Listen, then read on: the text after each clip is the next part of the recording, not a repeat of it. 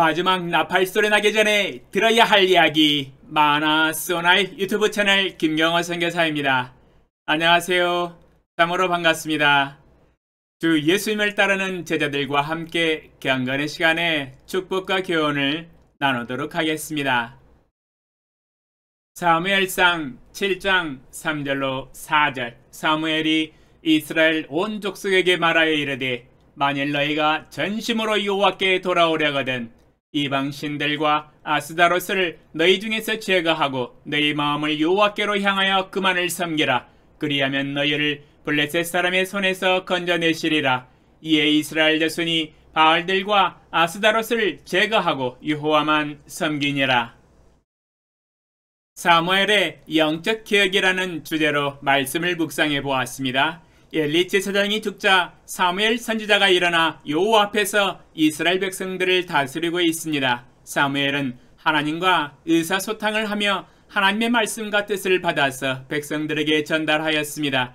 그 입에서 나오는 말은 하나도 땅에 떨어지지 않게 하셨는데 이는 여호와께서 그와 함께 계셨기 때문이었지요. 사무엘이 하나님의 성전에서 기도하는 가운데 이스라엘 전국을 바라보며 백성들의 필요들을 보면서 한마디 꼭 하고 싶었던 말이 있었습니다. 그러나 하나님의 때를 기다렸을 것입니다. 그것도 무려 20년을 꼭 참고 인내로 기다렸습니다. 역시 하나님의 사람은 하나님의 때를 기다릴 줄 알아야 하며 입이 무거운 사람이어야 합니다. 사무엘상 7장 1절로 2절 기럇 여아림 사람들이 와서 여호와의 궤를 옮겨 산에 사는 아비나답의 집에 들여놓고 그의 아들 엘리야사를 거룩하게 구별하여 여호와의 궤를 지키게 하였더니 궤가 기럇 여아림에 들어간 날부터 20년 동안 오래 있은지라. 이스라엘 온 족속이 여호와를 사모하니라. 사무엘상 7장 1절로 2절의 배경 내용은 전쟁에서 블레셋이 승리한 후 여호와의 언약궤를 빼앗아 갔었습니다. 왜냐하면 그 전쟁의 날에 언약궤를 지키고 있던 홉노와 비느하스 제사장이 죽었고 군사들도 죽었거나 모두 도망갔기 때문입니다. 그러나 여호와의 언약궤가 블레셋의 다곤 신전에 두었을 때 하나님께서 다곤의 몸뚱이만 남기고 머리와 두 손목을 끊어버리시고 얼굴을 땅에 내팽개치셨습니다. 또한 여호와의 손이 아스돗 사람에게 엄중히 더하사 독한 종기의 재앙으로 아스돗과 그 지역을 쳐서 망하게 하셨습니다. 블레셋 민족은 환난과 독한 종기와 죽음과 심판으로 인하여 여호와의 언약궤를 이스라엘로 다시 돌려보냈습니다. 그리하여 여호와의 언약궤가 기럇 여아림 아비나답의 집에 있은 지 20년이 지났습니다. 이로 보건대 엘리 제사장이 그 전쟁의 패전 보고를 들으면서 자기 의자에서 뒤로 넘어져서 목이 부러져 죽은 이후 세월은 20년이 지난 것입니다. 엘리 제사장이 죽고 사무엘이 그 뒤를 이어 제사장으로 섬기면서 이스라엘을 다스렸습니다. 20년이 살처럼 지나갔을 것입니다. 그러나 사무엘이 이스라엘을 위해서 기도하면서 영적인 필요들이 참 많은 것을 알았을 것입니다. 하고 싶은 말이 많았지만 하나님의 때를 기다려야 했습니다. 드디어 사무엘 선지자의 이스라엘 백성들을 향한 첫 번째 메시지입니다. 이스라엘 민족을 위한 가장 중요한 영적 필요들을 채우기 위한 첫 번째 설교였습니다. 사무엘상 7장 3절 만일 너희가 전심으로 여호와께 돌아오려거든 이방 신들과 아스다롯을 너희 중에서 제거하고 너희 마음을 여호와께로 향하여 그만을 섬기라. 그리하면 너희를 블레셋 사람의 손에서 건져내시리라. 3절의 메시지의 핵심은 우상 숭배의 죄악에서 돌이켜 회개하라는 것이었습니다. 이스라엘이 지금 겪고 있는 블레셋으로부터의 환난과 고통은 모두 우상 숭배의 죄악에서 시작된 것임을 간파한 것입니다. 그러므로 사무엘은 문제의 핵심을 찌르면서 영적 개혁을 시도하였습니다. 만일 너희가 여호와 하나님께 돌이키려면 첫 번째로 이방 신들과 아스다롯을 너희 중에서 제거하고 두 번째로 너희 마음을 여호와께로 향하여 그만을 섬기라.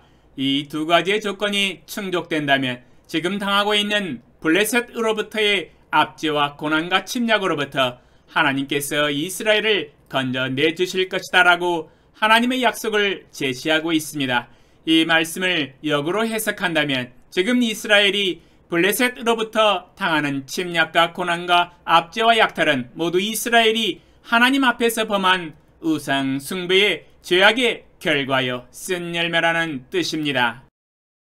신명기 28장 20절로 25절 내가 악을 향하여 그를 잊음으로 내 손으로 하는 모든 일에 여호와께서 저주와 혼란과 책망을 내리사 망하며 속히 파멸하게 하실 것이며 여호와께서 내 몸에 연병이 들게 하사 내가 들어가 차지할 땅에서 마침내 너를 멸하실 것이며 여호와께서 폐병과 열병과 염증과 학질과 한저와 풍저와 썩는 재앙으로 너를 치시리니 이 재앙들이 너를 따라서 너를 진멸하게 할 것이라.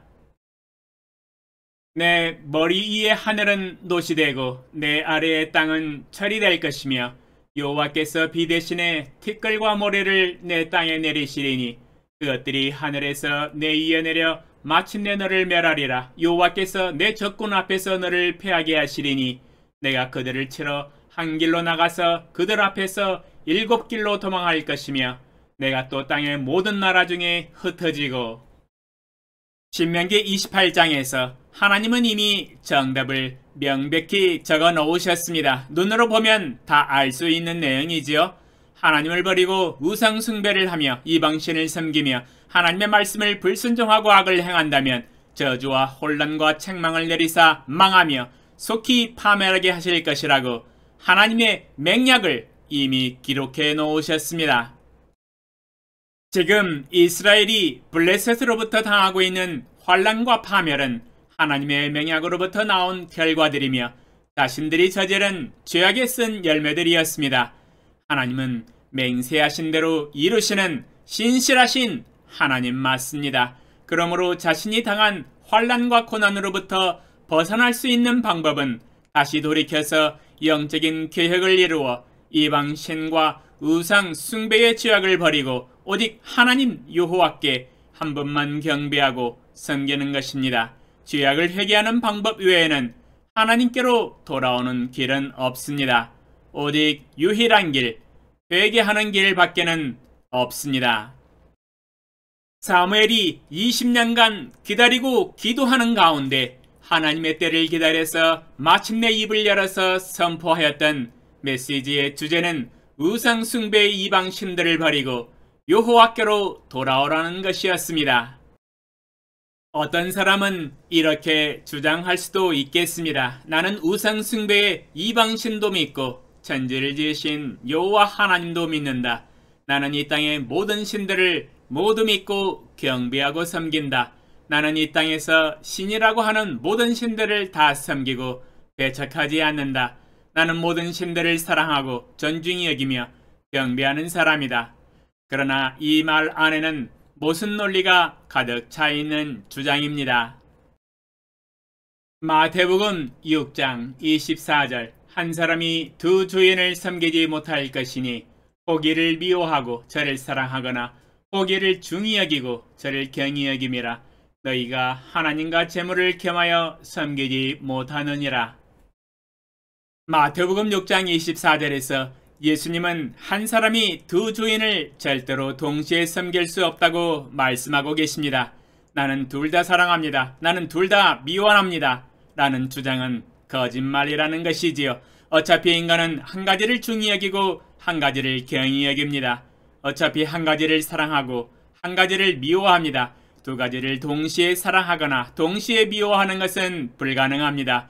우리 인간은 어차피 한 가지를 결정하여 사랑하고 중히 여깁니다. 그러므로 지금 당신이 중히 여기고 있고 당신이 사랑하고 있는 그것이 바로 당신이 선택한 것입니다. 이 말은 당신이 선택한 것을 중히 여기고 사랑한다는 이야기입니다. 인간이 하나님을 사랑하고 이방신도 동시에 사랑한다는 것은 거짓말이지요. 사람은 어차피 한 가지를 선택하여 사랑하고 경배하고 섬기게 되어 있습니다. 이방신을 사랑하고 우상 숭배를 하는 것은 이방신을 중히 여기고 우상 숭배를 중히 여기는 삶을 살아가는 것을 의미합니다. 우상 숭배를 하는 사람이 하나님 여호와를 경배하는 것은 불가능합니다. 둘 다 경배하는 것은 불가능하기 때문이지요. 만약 우리가 하나님을 사랑하고 하나님을 중히 여기고 경배하려고 한다면 우상 숭배의 죄악과 이방신을 버려야 합니다. 미워해야 합니다. 그렇지 않고서는 여호와 하나님께로 돌아오는 것은 불가능합니다. 죄악을 버려야만이 회개했다고 할 수 있으며 이로써 하나님께로 돌아올 수 있습니다. 그러므로 회개란 하나님이 미워하시는 우상 숭배와 죄악과 이방신을 버리는 것입니다. 그리고 오직 여호와 하나님 한 분만 사랑하고 중히 여기며 섬기며 경배하는 것입니다. 그러므로 사무엘이 3절에서 너희 마음을 여호와께로 향하여 그만을 섬기라 명령하고 있습니다. 여호와 하나님을 섬기는 것은 오직 하나님 한 분만을 섬기는 것을 의미합니다. 우리에게는 두 주인과 두 신이 있을 수 없습니다. 오 전지의 전능하신 만군의 주 여호와 아버지 하나님, 엘리 제사장이 죽고 난 뒤 사무엘이 제사장이 되었지만 세월이 20년이 지났습니다. 그러나 하나님께서 사무엘의 영적인 눈을 여시사 보게 하신 이스라엘의 죄악은 분명한 것이었습니다. 그것은 여호와 하나님을 버리고 우상 숭배와 이방신을 섬긴 것이었습니다. 그러나 이스라엘에게 하나님의 메시지를 전달하고 싶었지만 20년을 기다렸습니다. 하나님의 때와 사인을 기다렸습니다. 하나님께서 선포하라고 명령하실 때 사무엘은 일어나서 이스라엘 백성들을 향하여 메시지를 외쳤습니다. 우상 숭배와 이방신을 버리고 여호와께로 회개하고 돌아오라. 너희 마음을 여호와께로 향하여 그만을 섬기라 외쳤습니다. 이스라엘 백성들이 가지고 있었던 영적인 문제점의 핵심을 찌르며 영적 개혁을 시도하였습니다. 하나님의 때에 선포된 말씀은 능력을 발하여 그 말씀이 땅에 떨어지지 아니하고 이스라엘 백성들이 우상들과 이방신들을 제거하고 여호와만 섬기는 역사가 일어났습니다. 기적입니다. 하나님의 때에 선포되어지는 하나님의 말씀에 하나님께서 이스라엘의 백성들의 마음을 움직이게 하시고 회개하게 하셨습니다. 주여, 우리의 산과 한국교회의 필요와 한국과 세계 열방의 모든 민족의 필요들을 바라봅니다. 무엇이 문제이며 필요입니까? 주님은 무엇이라고 말씀하십니까? 이 새벽에 우리의 귀와 마음과 눈을 열어서 문제들과 필요들을 보게 하시고 하나님의 음성을 듣고 깨닫게 하소서. 주님이 하시는 말씀에 귀를 기울여 듣게 하소서. 사무엘은 엘리 제사장이 죽고 20년간 하나님 앞에서 기도하는 가운데 하나님의 음성을 듣고 하나님의 때에 하나님의 말씀을 선포하며 영적 개혁을 이루었습니다. 놀라운 회개의 역사와 영적 개혁이 일어났습니다. 특별히 우리의 삶에서 이루어지고 있는 자기중심적인 삶의 우상 숭배에서 회개하고 주님 중심한 삶을 살아가게 하소서. 자기 자신의 능력과 지혜와 돈과 계획과 욕망을 위해서 살아가는 삶이 바로 자기 우상 숭배입니다. 오직 자기를 부인하고 자기 십자가를 지고 주 예수님을 따르게 하시고 우리의 삶과 교회에서 하나님을 위한 하나님 중심의 삶을 살아가게 하소서. 예수님의 이름으로 기도합니다. 아멘. 감사합니다.